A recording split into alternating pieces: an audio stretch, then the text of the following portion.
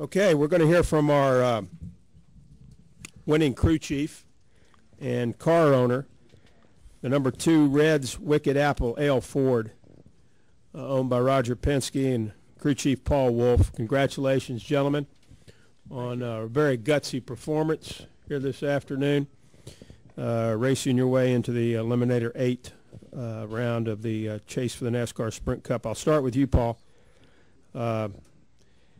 That had to be quite an intense, however long we were out there today, race for you all. And just talk about the gamut of emotions, and maybe talk a little bit about the strategy that your team employed, and it certainly worked. But, you know, this was one that you really had to stand up and get it done, didn't you? Yeah, absolutely. And I told some of the guys afterwards, this was pretty intense. You know, it ranks close up there with that race in Homestead in 2012 for the championship, with just so much on the line today. You know, coming into the weekend, you know, we were confident we were capable of winning. We've had the speed in our race cars on the plate tracks this year, and obviously Brad's shown his ability to get to victory lane. So we were confident from that standpoint, but there's so many things out of your control when you come to these type of racetracks, and so tried not to get my hopes up too much, and really just kind of figure we'd see what plays out. But had a fast car. We had to start from the back, and he slowly worked his way to the front. I think that showed kind of the strength in our car. Unfortunately, we got some damage there with the one car when he spun. I guess he had a tire issue. But nobody panicked. Everyone stayed cool, and we kept marching forward and just doing our thing. And we got down towards the end and had him in position, and then from there Brad just did an amazing job on those last couple of restarts, and showed what he's really all about. And Roger, congratulations. You have both of your cars advancing to the Eliminator round. Joey Logano obviously with his win a couple weeks ago, and then today with Brad. Let's talk about what that shows about this race team and the caliber of performance that Brad showed out there today, winning this race. Well, I think when you look at the statistics, I think we've won 4, out of the 6 races in this bracket. But I think today really showed the teamwork with Joey. We were about 16th or 17th, and Joey pushed Brad up to the front, and we talked before the race that it was going to be a team effort, and certainly the moves at the end there and Brad's tremendous driving gave us a win. So to me, Paul called a great race. Brad was cool all day long. I think he asked one question to us at the end: should I take the bottom or the top? And we had a vote of Paul or myself. We said top. So it certainly paid off. When we went green with a 22 behind us. But for me, it's we've been in NASCAR a long time. It's 11 races we've won. We only had won 10. Was our best season with Rusty. So we set a record today for the team, and obviously put us in a position to go forward in the next bracket. You don't like to see anybody knocked out, but when you see the caliber, the drivers that won't be there for the next 4 races. Certainly we feel good about having at least 2 going into this next bracket. Take questions now for either Roger or Paul. If you have one, raise your hand. We'll go to Don, and then we'll go to Jenna, and then Stan. Brad, this is Don Coble with the Florida Times Union. After everything that happened last week, how bizarre was it today that you got the push from, of all people, Matt, to get you out front on that final lap, that you two worked together to win? Oh, Brad's not up there? No, he's not. Okay. This is both for Roger and for Paul then. Well, obviously, I told Brad, don't look in the rearview mirror, because we didn't like what happened last weekend. I said, look out the windshield. And certainly I think, after a week, everybody cools off. This is a place you can't retaliate, obviously. And, Matt was behind him some of the time. He was behind the 48. So, a little give and take there. But at the end, I think the big push came, with the 22. But, obviously Ken's a world-class driver, as they all are. And I think, knowing who was going to win there, Newman was, he was in a position to make it happen. But fortunately, he didn't have a pusher like we had. Let's go to Jenna and then to Stan. Jenna Fryer, AP. This question's for both of you. Paul, you and Travis talked both at length on Friday about Brad's focus, and the goal was just to come out and win today, which seemed like a long shot considering 3 guys had to win. Coming off the week that he had, in which all the things happened in Charlotte and his character was somewhat questioned throughout the garage, what is his resiliency to just be able to tune that out and put that behind him and step up and win in maybe the biggest race of his life? Well, I think some of the emotion last weekend, I'd stand up for him anywhere. I think that, I watched the whole race last week. There certainly was some banging, which was maybe not called for, but we went testing this week, spent a couple of days testing. I think he knew what he had to do here, so we're focusing on, the next couple of races. And, I've told him a lot, it's over, let's move on. Look, I like him. He's a great driver. We have a long-term relationship with him, and if he wants to get a little upset sometimes, that's okay with me. And we'll let NASCAR figure out whether he's over the line or not, and I guess it costs us $50,000, but I'll take the $50,000 in the win this week, wouldn't you? Well, I don't think this is the first time we've seen Brad step up to the plate when, seems like everyone's against him. I mean, seems like that fires him up more, and, I've got his back 100%. I didn't see anything that he did out of line last weekend, and I told him that, and he does a great job and races hard, and that's why we like him driving our car. So he sets his mind to something, he's going to make it happen, and he made the comments this week before we got here that he was going to come down here and win. So I'm glad everyone back at the shop and all the guys on this 2 team were able to give him a car that was capable of that and put it in his hands, and he did what he said he was going to do. So just proud of the effort, and he's very deserving of it. Stan? Yeah, Stan Creekmore with Competition Plus, and this is actually for both of you as well.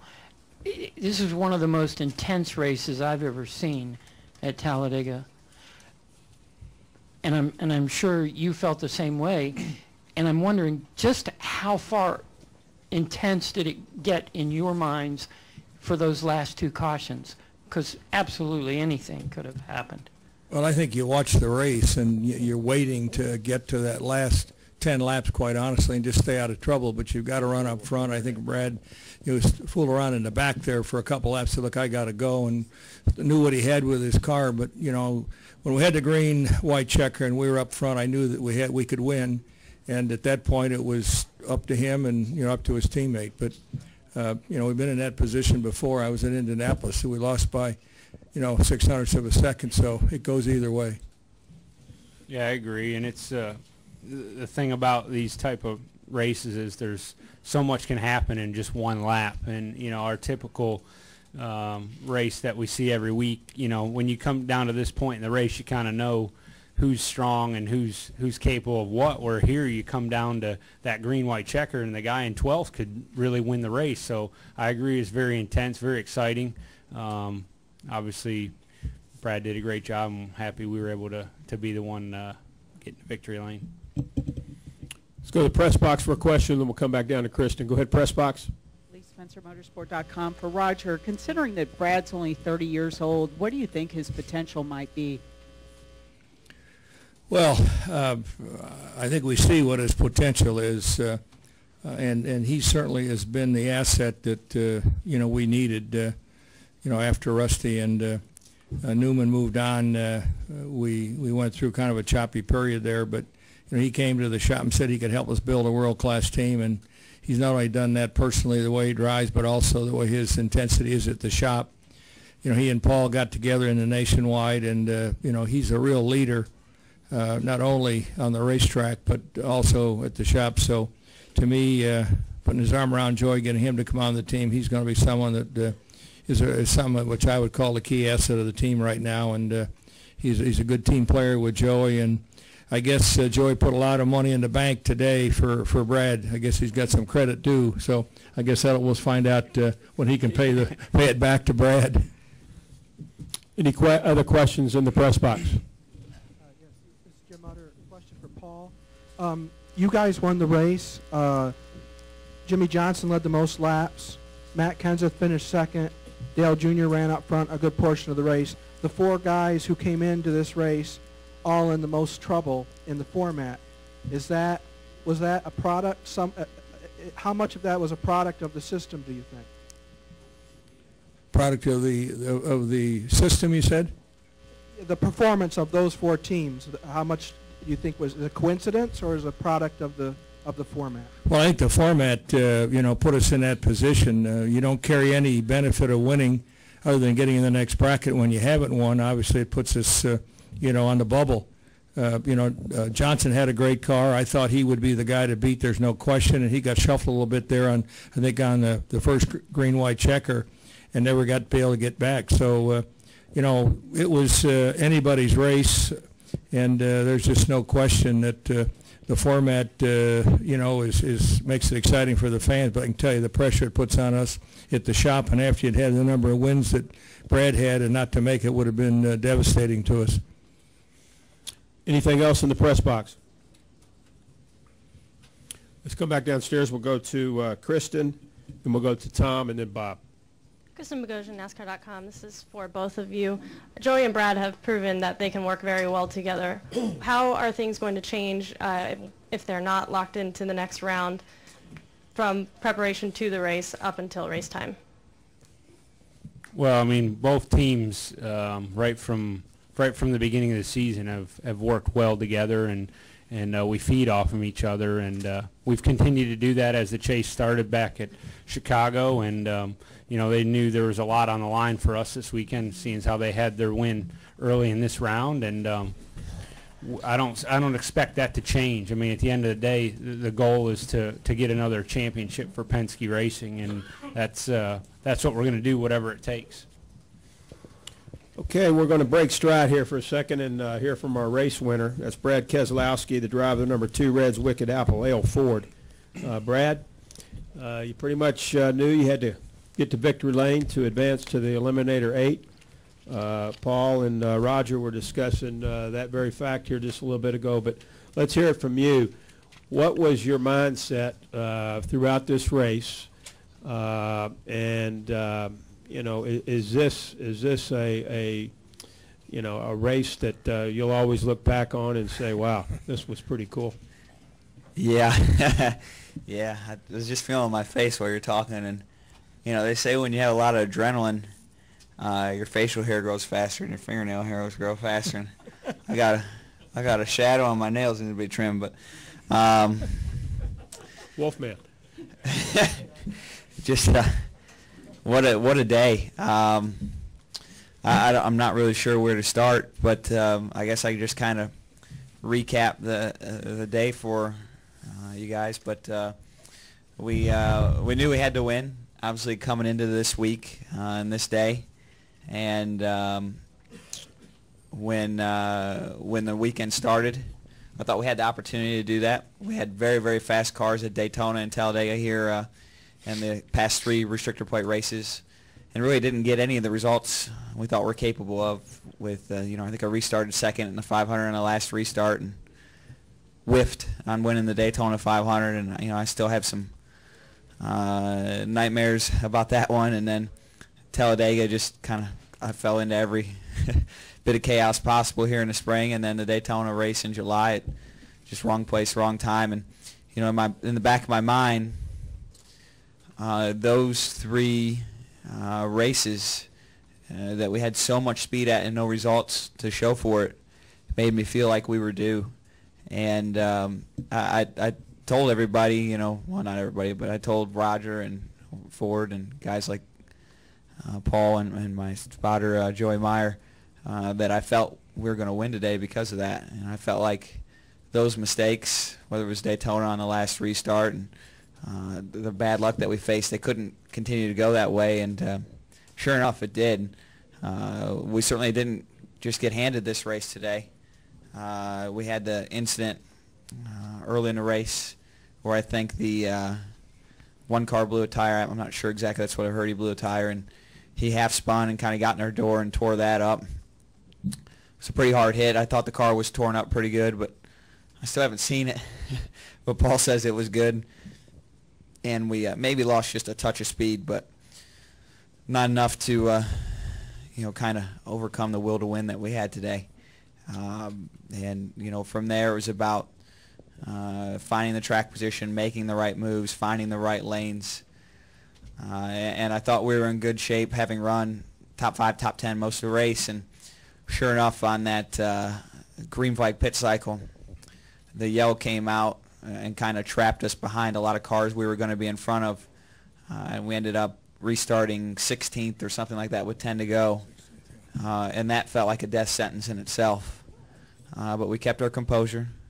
I worked really well with my teammates Joey Logano and Ryan Blaney.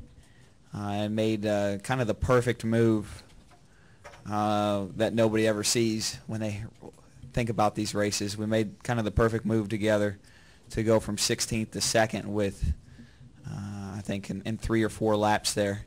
That put us in position to really capitalize on the last 2 yellows. And from there we did just that. So we positioned ourselves well with great teamwork, executed the restarts kind of off those lessons learned from Daytona. And, from there it was all about that last lap and choosing the lanes wisely to be able to block the cars that had runs, and all that came together perfectly. So, I kind of feel like Hannibal here. I love when a plan comes together, but it just everything just felt right today, and we're here as winners because of that. Okay, we'll go back to the floor now for questions. We'll go Tom, Bob, and then Nate. Brad, Tom Jensen, FoxSports.com. Congratulations on the victory. You've always been somebody who's been very much of a historian of the sport, especially coming from a racing family. So I'm sure you know there's only 14 or 15 guys who've won multiple championships in this series. Yep. How important is it 29, to you? I think, have won more than one. Is it something like that? No, it's 14 or 15 Okay, have won 14 or 15. more than one. How important is it to you to win a second one? There's 29 champions in general, right? And 14 of them are single champions. Sorry, that took me a second to catch up. Bear with me. It's been a long day at Talladega, It's very important to me because I think probably one of the things I look to the most in life, is kind of self-judgment in a way, is making the most of opportunities. Whether that's when I first got started and was in a back marker car, and at that point the opportunity is to learn and to survive the day and get a decent finish. And as my career grew from there to having better cars, better opportunities, you try to maximize it and take a 10th place car and run 5th with it, or things in those scenarios. But today I sit before you guys with what I consider to be a championship caliber effort at Team Penske. And my own expectations or goals are to make the most of that opportunity and win races, win championships. We've done that with race wins, and we've done it with a championship. But our opportunity and our capabilities as a group are so much higher than that, and I don't want to miss out on it. So it's very, very important to me personally to be able to win multiple championships and to live up to that opportunity that I'm so fortunate to have, that guys like Paul and Roger have provided. Quick follow-up for Paul. How much of an advantage is it to you as a crew chief to have both cars in? Well, like I said, both teams work so well together, whether we're in or not. I think as you look through the garage, I feel like our 2 cars continually every week you see them with the strength, and that's just because of how well we work together. And I see that to continue here over the next 4 races. And at the end of the day, as long as we have a Penske car in victory lane at Homestead, that's our goal. Well, let's go with Bob, Nate, and then Ed. Bob Hocker, Sporting News. Roger, you talk about being a team effort, and plate racing, you always need help from your teammates, but then there's always the balance of, team orders, and Joey's obviously going on to the next round. How did you tell Joey to kind of approach this race, and what did maybe he have latitude to do and or not do? Well, it's pretty simple. He was already with the structure, of the chase. He was already committed into the next round. So we said and sat down with he and Brad and even Blaney, and said whatever you can do today to help the 2-car get in the winner's circle. That's what you had to do, and I think he obeyed orders pretty well. Let's go to Nate, Ed, and then to George Diaz. Nate Ryan, USA Today Sports. I have two. First for Paul.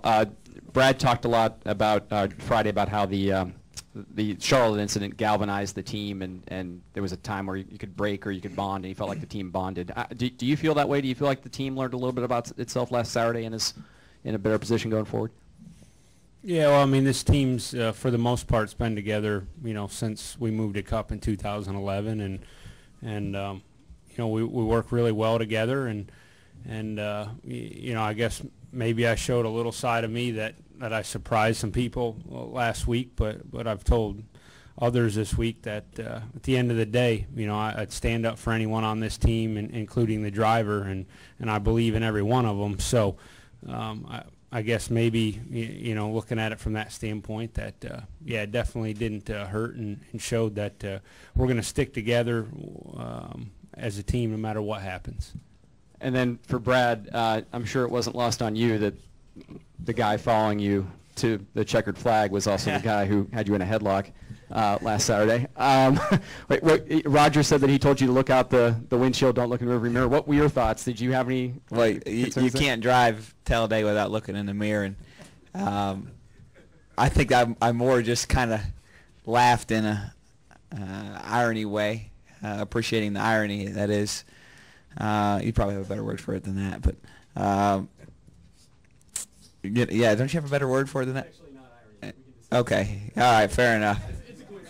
It's a coincidence. Okay, there's something there. I don't know what, but it to me was just funny how this racing world works out. I don't know why it is that way. I don't know why it seems like every week where there's either a fight in the garage or a mishap or something like that happens, that those two cars and people end up together, whether it was our cars were parked together in the garage area or on the racetrack for the win in the closing laps at Talladega.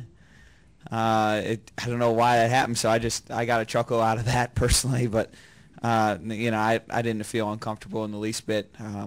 The cars, the way they work, it was just a matter for me personally to just kind of manage the 3 lanes with car movements and keep an eye ahead, keep an eye up mirror ahead, just keep your eyes get tired from that, but and trying to manage all 3 lanes, and it just so happened to be that Matt was leading his lane, and his lane had the best run at the end. I came down and blocked it, and that was enough to seal our fate as a winner and seal his fate as second. But it's kind of just funny to me personally how that stuff works out, and I'm sure we'll race each other some more, and maybe something bad will happen, maybe it won't. That's part of it. But for today, we're happy with the result, and we'll move on. Okay. Go ahead, Ed. Ed Hinton, ESPN.com. Brad, and maybe searching for the right word, maybe Boyer put it best, and he looked over at Kenseth a while ago in here, and he said, man, do you realize you just pushed Brad Keselowski to the win? Yeah. Said that was a bitch, wasn't it? Is that closer? I mean, you said you chuckled, but in all seriousness, could you have pulled off this win without that? You get the great push from Logano on the restart, but y'all couldn't sustain that. Could you have done it without that push from Kenseth? Oh, I don't know. I'd have to replay the film to see all the variables. So I don't know. Probably not, but it's hard to say. All right, let's go to press box for a quick one, and we'll come back downstairs, and we'll get a question from Jenna, and then Jay, and then George. Go ahead. Jim Utter from the Charlotte Observer. Brad, I asked this earlier of Roger, and it kind of goes to what Nate was saying about circumstances. Coming into this race, you, Matt, Dale Jr., and Jimmy Johnson pretty much were the 4 guys who most needed to do well or win. The 4 of you either ran really strong, led the most laps, in your case won, Matt finished second. Is that a coincidence, or is that the performance of those 4 teams a product of the system? Ooh, that's a really in-depth question, Jim. First off, I'd say Dale Jr. is a phenomenal plate racer, one of the best ever. So for him to lead a bunch of laps and be up front would probably be the case no matter what the system is. And I would say, you know, in a very similar nature, Matt's a really good plate racer as well. So under any system, I would say those 2 guys you expect to lead laps and finish up front, barring accidents. But I felt like Jimmy found another level today for sure and ran a really, really great race. That's probably the best plate race I've seen him run. So, you know, he probably found another level that was most impressive to me, and maybe that was the system for him that made him put a lot of focus on it. I don't know. I hate to answer for them, but for us, I thought, you know, we didn't really approach this weekend any differently than I think we would have had we been running second or third in the points and had a 30 or 40-point lead. I felt like we had an opportunity to win, and that's what we came here to do. And under any system, that's what we needed to do, or wanted to do at the very least, but didn't necessarily want to have to need to do it. But we were able to pull it off, and you know, I think the system, probably more than anything else, Jim, just makes the win today that much sweeter than anything. Okay, it'll go Jenna, George, and Jay. Go ahead, Jenna. Jennifer, AP. Brad, in the last 10 years or so, we've really only seen one driver, I guess Tony Stewart, be able to climb out of the corner or off the wall with self-inflicted jabs or wounds or whatever he's incurred. And you seem to be able to do that yourself, get yourself into a lot of trouble, and then rise out of it the next week. How do you do that? Well, first off, I don't. Racing's kind of funny to me like that. You know, the trophy will put on there, and they'll put a plaque on it, and it'll say Brad Keselowski, and that's means something to me. Don't get me wrong, but this is not a one-person sport, and a lot of people think of it that way, but I personally don't. It's in some ways, or on some days, mildly insulting to me that it's considered that. You know, the trophy should say Team Penske on it, because we're surrounded by great people, whether that's the captain sitting next to me, my crew chief Paul Wolfe, my spotter Joey Meyer, you know, and I hate comparing ourselves to other sports, but if you took a football team and said that, you know, Peyton Manning won the Super Bowl, he would probably, you know, think that wasn't right, because it's not. You know, everybody had a role in today. And when things go bad, maybe I have more of a role when they go bad, and and the other guys have more of a role when they go good that they don't get enough credit for. But everybody plays a part in our success. So I'm very hesitant to sit here before you and say, you know, that I did this one thing and that's why we're in victory lane today, because of this, and that, and kind of pat myself on the back, because it's really not about that. It's really about us working as a collective group to persevere over countless obstacles and adversity that this sport puts up every week. For whatever reason, I seem to have to climb over bigger ones than a lot of other people do, and if I could figure out that reason, I'd try to get rid of it, but it's certainly not something we want to have to do, but like I said before, it does make winning that much sweeter. I respect what you said, but you were under attack somewhat throughout the garage. You were under attack somewhat throughout the garage. How do you not let that get you down and defeated? Well, it's not something I enjoy. I don't look to go out there and have to fight those battles. You know, that just makes life a lot harder. But there's a part of me that's come to accept that this isn't going to be easy.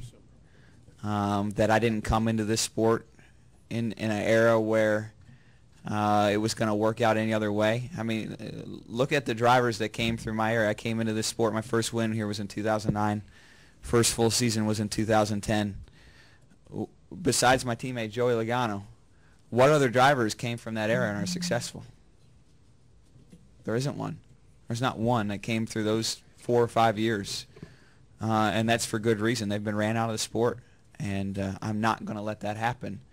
And you know, for me, that means that sometimes there's going to be some uncomfortable moments, and you know, certainly there were some uncomfortable moments this week. There's been some uncomfortable moments in the past. I hope that there's not any more uncomfortable moments in the future, but there probably will be. And until that cycles, in my own eyes, until that cycles and the drivers that kind of have the old guard feel from the late 90s and early 2000s are still around, or aren't around, I should say, then that will probably continue to be the case. And you know, I've took in some ways solace upon that. Jenna, let me just say one thing I can't leave without, you know, number one, these guys are jealous of the job he's done this year.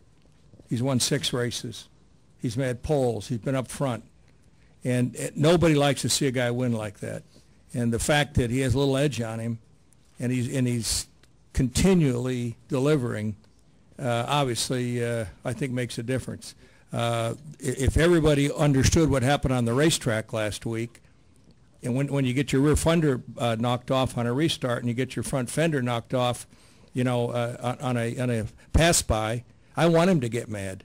I don't want him to take it. So to me, coming back was, we talked about it Sunday night, and I said, let's just go on to our test during the week, move on here. And I think that, you know, Brad, I said put it in the rearview mirror. Okay, let's go to George. Yeah, Brad, back here, over here to your right. Piggybacking a little bit what Jenna said, you mentioned you didn't have time for that garbage last week. How specifically, how do you filter all of that out, especially you're in cyberspace quite a bit there, and you know there was a lot of noise going on in cyberspace. Well, I got a lot to answer your question, George. I got a lot of help from that with having a test scheduled in Martinsville. So Paul put me to work. That's the easiest way.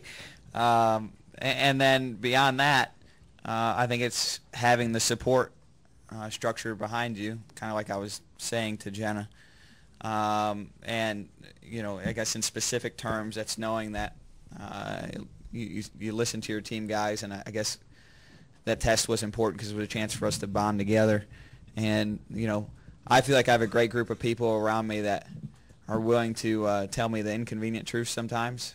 And in this case, the inconvenient truth would be if they felt I was wrong.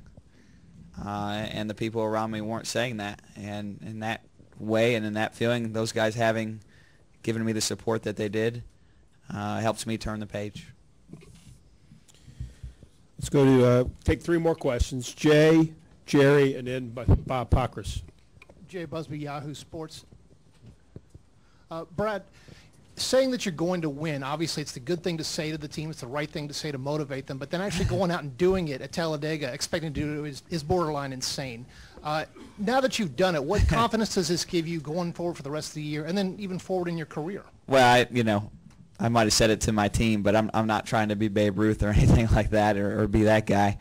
I felt like we had the opportunity. As I was saying when I walked in here, I felt like, almost like a gambler. If you counted the cards were in our favor. And Talladega is not a place where I think anyone, if they were going to call their shot, would call it. But I felt like the odds were maybe not for us in the championship, but they were for us in the sense of Talladega and plate racing, and certainly it played out today. But as far as what that means going forward, I don't know. We all hit the reset button as soon as we leave this track. The 6 wins that we have mean nothing. Everyone has 0 points within the top 8, and we still have to go out and perform over these next 4 weeks, especially Homestead. We got to get to Homestead first, right? Got to get in that top 4. Then we got to get to Homestead and really deliver, and that's going to be a huge challenge, and we know that. But as far as what today says for that, it says that we're capable of a lot, but nothing more. Jerry, over to the far left. Jerry Jordan kicking the tires. Brad, you said before this round started, this round scared the hell out of you. With a win here now, it did. It still does. What are your thoughts in the next round and coming into these next 3 tracks? Well, I think we're in a really good spot for these next 4 races, but you know, we've got to still execute. We've tested at 2 out of the next, or we're going to have tested at 3 out of the next 4 races, 2 in the next bracket with Texas and Martinsville. And we have a Homestead test, I think, in 2 weeks, week and a half, something like that. We're in a very good position. It'd be nice to go to Martinsville and win, get a grandfather clock, and have 3 weeks to really think about Homestead. And that's my mentality moving forward. But if that doesn't happen, we still have any one of these 4 tracks, which I think are good tracks for us. Final question right here, Bob Pockris. Bob Pockris, Sporting News. Brad, can you kind of take us through your emotions from Saturday night? I mean, were you at a point of almost being devastated of where you were in the points, and then compare it to today? I don't know if devastated is the right word, but certainly frustrated is. You know, we entered today 22 points back, something like that? 19. I can't remember exactly what it was now. And that's not good. That's not good at all. Entering the race 19 points to the good, it wouldn't have been where we wanted to be. But it, like I said, it is what it is, and we had to move on. And you know, the great thing about this type of format is that at any given point, we knew that if we came here and won, it didn't matter what happened at Charlotte. Didn't matter what happened at Kansas with the blown tire. None of that stuff mattered. So there's always a way out with this format, which is something that I can personally take as a point of pride and a method for justifying the mental capacity to move on and look forward. Any additional questions for this race-winning team? Jenna and then Kyle over here. Let's get the mic to Jenna, please, and then to Kyle. Not on. Versus Penske battle, and Rick lost 3 cars today. Does that make it any easier for you guys? Sorry about that. Sorry, I didn't even. I'm still caught up in what we did. 88, 48, and 5 got knocked out. There's a lot of racing left to do. A lot of great teams. You know, I think it's a mistake to really focus on one thing. The 4 car has been so strong. It's not going to be easy. I guess it's probably the short answer. No matter who gets eliminated, it's not going to be easy. Final question. Far right, over here. Far right, Kyle. Kyle McCurry, Fox in Charlotte. I asked Kevin Harvick this last week when he won. He has not won a championship. You have. I just wonder, as you go into this chase, knowing how it's been, how gut-wrenching it's been at times, and how much emotion has come up, would this one be higher on your list than the first one? Well, I don't know. I think it would probably soak in a lot more. You know, the first one still feels like a dream. You know, and I think any racer would tell you that one win is great, but it doesn't really sink in. Whether that's a race or a championship, it's when you get to multiple wins or multiple championships that you really start to almost appreciate where you're at and understand the significance and think about it that way. And for me, I'm very, very proud of our 2012 championship, but I know, like I said earlier, the opportunities that are in front of us, I want to make the most of them. And beyond that, it's hard to say how I would feel if I won another one, but I sure would like to find out.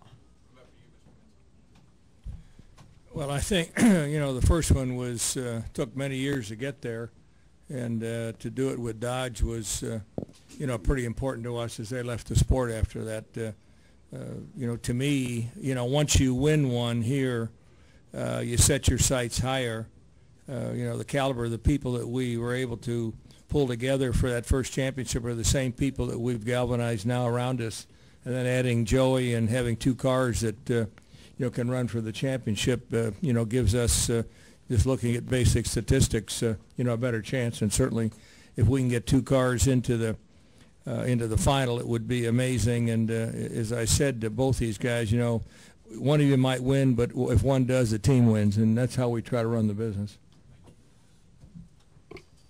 Congratulations to the number 2 Ford over at Roger Penske's Team Penske, Paul Wolfe, Brad Keselowski, and good luck in the eliminator round, and we'll see you in March.